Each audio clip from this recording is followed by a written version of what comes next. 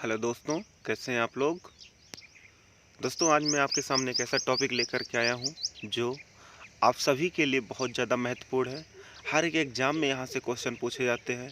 कोई भी एग्ज़ाम हो, चाहे सरकारी एग्ज़ाम हो, चाहे प्राइवेट एग्ज़ाम हो या स्कूल एकेडमिक एग्ज़ाम हो, मतलब कोई भी एग्ज़ाम हो, आपके एग्ज़ाम में यहाँ से क्वेश्चन ज़रूर बनता है।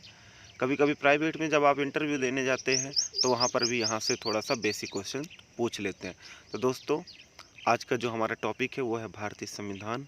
तो आज हम भारतीय संविधान के थोड़ा बेसिक के बारे में जानेंगे और चर्चा करेंगे। तो चलो दोस्तों, फिर समय बर्बाद ना करते हुए हम भारतीय संविधान शुरू करते हैं। तो दोस्तों, सबसे पहला जो क्वेश्चन बनता है कि आखिर भारतीय संविधान है क्या। भारतीय संविधान की हमें ज़रूरत क्यों पड़ी या भारतीय संविधान बना क्यों। आप सबको पता है कि हमारा जो देश है वो 15 अगस्त 1947 को आज़ाद हुआ। जब हमारा देश 15 अगस्त 1947 को आज़ाद हुआ तो हमारे सामने एक बड़ी चुनौती ये थी कि देश को आखिर कैसे चलाया जाए, क्योंकि देश को चलाने के लिए किसी न किसी दस्तावेज का होना ज़रूरी था, लेकिन हमारे पास कोई दस्तावेज नहीं था। तो फिर क्या हुआ कि हमारे यहाँ पे देश को चलाने के लिए एक संविधान बनाई गई, एक संविधान बनाया गया जिसे भारतीय संविधान का नाम दिया गया। तो दोस्तों, अगर कोई पूछे संविधान क्या है तो आप इसका एक लिखित दस्तावेज आप इसका आंसर बोल सकते हो। संविधान एक ऐसा लिखित दस्तावेज होता है जिसके आधार पर देश की शासन व्यवस्था चलाई जाती है। हमेशा याद रखना, एक लिखित दस्तावेज होता है। क्लियर। तो दोस्तों, ये सारी चीज़ हमेशा याद रखना।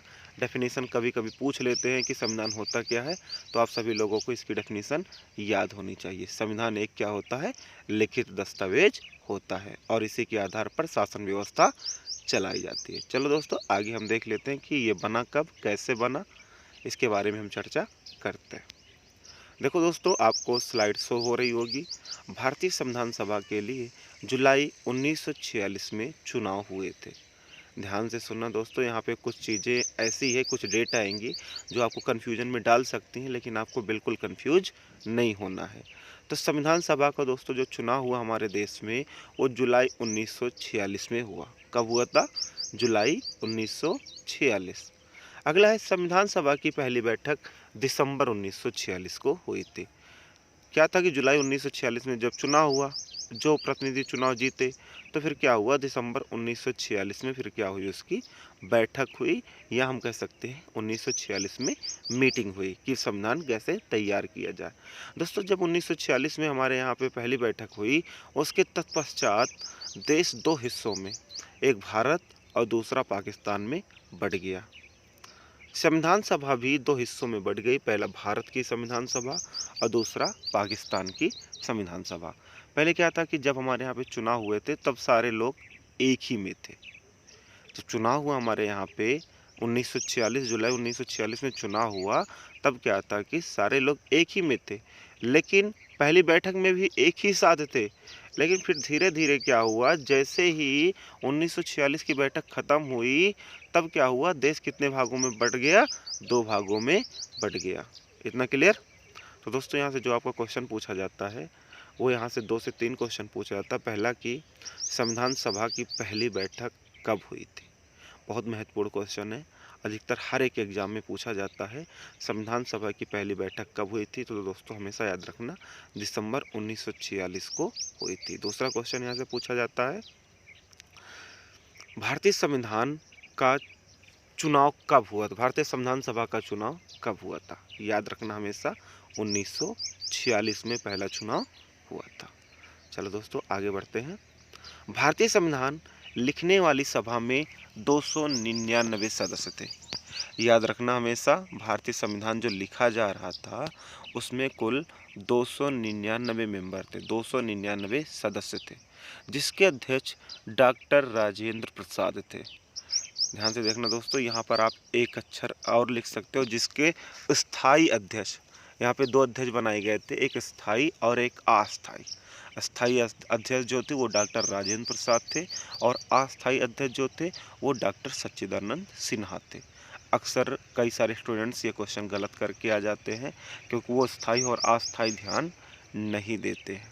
ठीक है दोस्तों, ये टॉपिक आपको जरूर याद रखना है। स्थायी अध्यक्ष डॉक्टर राजेंद्र प्रसाद और अस्थायी अध्यक्ष डॉक्टर सच्चिदानंद सिन्हा। संविधान सभा ने 26 नवंबर 1949 को अपना काम पूरा कर लिया। दोस्तों, जो 299 सदस्य थे जो संविधान लिखने का काम कर रहे थे, इन सभी लोगों ने क्या किया, 26 नवंबर 1949 को अपना काम क्या कर लिया, पूरा कर लिया। ऐसा नहीं था कि मतलब ये लिखना शुरू किए ख़त्म ही नहीं हुआ, नहीं। 1949 को हमारा संविधान क्या हुआ, लिख करके तैयार हो गया और जनवरी 1950 को ये संविधान लागू हुआ। दोस्तों, हमारा संविधान बन गया। अब क्या हुआ कि 1950 को क्या कर दिए, लागू कर दिए। कौन से 1950? 26 जनवरी 1950। और हम हर वर्ष 26 जनवरी को गणतंत्र दिवस के रूप में मनाते हैं। कभी कभी कई सारे लोग वैसे क्वेश्चन पूछ लेते हैं, हम 26 जनवरी क्यों मनाते हैं? क्योंकि इस दिन हमारा संविधान क्या हुआ था, लागू हुआ था। और संविधान बनने में दोस्तों 2 साल 11 महीने 18 दिन लगे थे, याद रखना हमेशा। क्लियर? चलो आगे बढ़ते हैं। भारतीय संविधान में वर्तमान समय में 448 अनुच्छेद। दोस्तों, यहाँ पर एक आप कॉपी और पेन लेकर के बैठ जाओ, क्योंकि यहाँ पर कुछ चीज़ें हैं जो आपके लिए बहुत ज़्यादा महत्वपूर्ण हैं। एक तरफ लिख लो बाद में, एक तरफ लिख लो पहले। 2 कॉलम बना लीजिए, एक तरफ बाद में, एक तरफ पहले। तो दोस्तों, आज क्या है, आज वर्तमान समय की मैं बात बता रहा हूँ। आज वर्तमान समय में हमारे संविधान में 448 अनुच्छेद, कहीं कहीं पर 452 का भी लिखित आता है, लेकिन आप अभी तक 448 से लिखेंगे। 448 अनुच्छेद, 12 अनुसूची और 25 भागों में विभाजित किया गया है। हमेशा याद रखना दोस्तों, हमारा जो संविधान है आज वर्तमान में वो 448 अनुच्छेद, 12 अनुसूची और 25 भागों में क्या किया गया है, बांटा गया है। लेकिन जब हमारा संविधान बना था, उस समय क्या था, उस समय का भी हालात हमें जानना है। उस समय 395 अनुच्छेद थे। कितने अनुच्छेद थे दोस्तों? 395 अनुच्छेद और 22 भाग में बटा था। आज 25 भाग हैं, उस समय कितने भागों में बटा था? 22 भागों में बटा था। और केवल कितनी अनुसूचियाँ थी? 8 अनुसूचियाँ थी। तो दोस्तों, इसको याद रखना। आज हमारे यहाँ पे 12 अनुसूची है, उस समय कितनी अनुसूची थी? सिर्फ और सिर्फ 8 अनुसूची थी। संविधान में सरकार के संसदीय स्वरूप की व्यवस्था की गई है। दोस्तों, हमारे यहाँ पे जो सरकार का स्वरूप है वो संसदीय स्वरूप है, और कुछ अपवाद को छोड़ दिया जाए, हमारे यहाँ पे संघीय व्यवस्था काम करती है।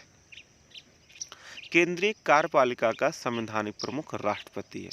दोस्तों, हमारा जो देश है भारत देश, यहाँ पे अगर देखा जाए मुख्य कौन है, अगर कोई पूछे तो यहाँ का जो मुख्य है वो कौन होता है? संवैधानिक प्रमुख कौन होता है? राष्ट्रपति होता है। लेकिन यहाँ पे 2 क्वेश्चन दोस्तों बनता है, संवैधानिक प्रमुख राष्ट्रपति होता है, वास्तविक प्रमुख कौन होता है? तो दोस्तों, हमेशा याद रखना, वास्तविक प्रमुख हमारे देश में प्रधानमंत्री होता है। कौन होता है दोस्तों? प्रधानमंत्री। अगर संवैधानिक प्रमुख पूछे तो राष्ट्रपति, अगर वास्तविक प्रमुख पूछे तो प्रधानमंत्री इसका उत्तर होगा। हमेशा याद रखना, क्योंकि इसमें कई सारे स्टूडेंट्स ऐसे होते हैं जो गलत करके आ जाते हैं, वो संवैधानिक और वास्तविक नहीं देखते, लेकिन आपको ये सारी चीज़ें ध्यान देना है। क्लियर दोस्तों? आगे बढ़ जाएं? पक्का? चलो आगे तक बढ़ते हैं। केंद्रीय संसद की परिषद में राष्ट्रपति तथा 2 सदन है। दोस्तों, हमारे यहाँ का जो केंद्रीय सदन है या केंद्रीय संसद हम कह सकते हैं, जो केंद्र की संसद है उसमें 2 सदन बनाए गए हैं। 2 सदन का मतलब 2 भाग बनाया गया है। एक को कहते हैं राज्यसभा, दूसरे को कहते हैं लोकसभा। राज्यसभा और लोकसभा आखिर इनका नाम क्यों पड़ा, इसके बारे में हम जान लेते हैं। राज्यसभा जो होती है वो राज्यों की परिषद होती है। राज्यों की परिषद कैसे होती है दोस्तों? क्योंकि जो विधानसभा के लोग होते हैं या विधानसभा के चुने गए सदस्य होते हैं, वो अपने मेंबर राज्यसभा में भेजते हैं। और दूसरा होता है लोकसभा। लोकसभा क्यों कहा गया? क्योंकि इसमें जनता के द्वारा चुने गए प्रतिनिधि चुन करके आते हैं। जनता जो प्रतिनिधि चुनती है वो लोग इसमें लोकसभा में आते हैं। तो एक अप्रत्यक्ष चुनाव के द्वारा आते हैं और एक प्रत्यक्ष चुनाव के द्वारा आते हैं। जो अप्रत्यक्ष चुनाव के द्वारा आते हैं वो राज्यसभा में जाते हैं, और जो प्रत्यक्ष चुनाव के द्वारा आते हैं वो लोकसभा में आते हैं। क्लियर दोस्तों? संविधान की धारा 74 क्लास 1 में यह व्यवस्था की गई है कि राष्ट्रपति की सहायता करने के लिए या सलाह देने के लिए एक रूप होगा जिसका प्रमुख प्रधानमंत्री होगा। दोस्तों हमारे यहाँ पे कहा गया है कि राष्ट्रपति कुछ भी अगर करना चाहे तो उसे प्रधानमंत्री की बात माननी पड़ेगी। दोस्त डायरेक्टली प्रधानमंत्री तो नहीं कहा गया है, कहा गया कि एक मंत्रिपरिषद बनाई जाएगी और मंत्रिपरिषद के हिसाब से या मंत्रिपरिषद के तरीके मंत्रिपरिषद जैसा कहेगी वैसे ही राष्ट्रपति को काम करना होगा। और मंत्रिपरिषद का जो दोस्तों प्रमुख होता है या कह सकते हैं जो मंत्रिपरिषद का हेड होता है वो हमारे यहाँ पे प्रधानमंत्री होता है। ठीक है दोस्तों, आज के लिए बस इतना ही। जिन लोगों ने अभी तक चैनल सब्सक्राइब नहीं किया है वो चैनल सब्सक्राइब कर लें। ठीक है दोस्तों, मिलते हैं फिर हम आपसे नेक्स्ट वीडियो में।